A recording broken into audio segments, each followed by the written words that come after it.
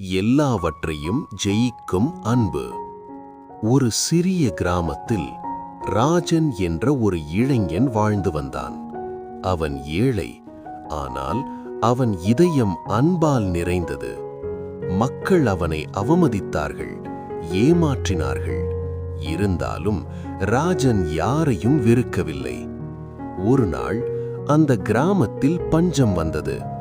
உணவு இல்லை, நம்பிக்கை இல்லை. மக்கள் ஒருவரை ஒருவர் குற்றம் சாட்டினார்கள். ஆனால் ராஜன் மட்டும் வேறுபட்டவன்.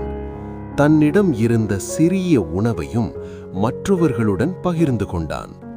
அப்போது அவன் மனதில் இயேசுவின் வார்த்தைகள் ஒலித்தன. நீங்கள் ஒருவரை ஒருவர் அன்பு கூறுங்கள்.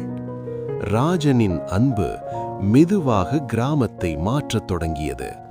வெறுப்பு அமைதியாக மாறியது. சண்டைகள் நம்பிக்கையாக மாறின. ஒரு நாள் வானம் திறந்தது, மழை பொழிந்தது.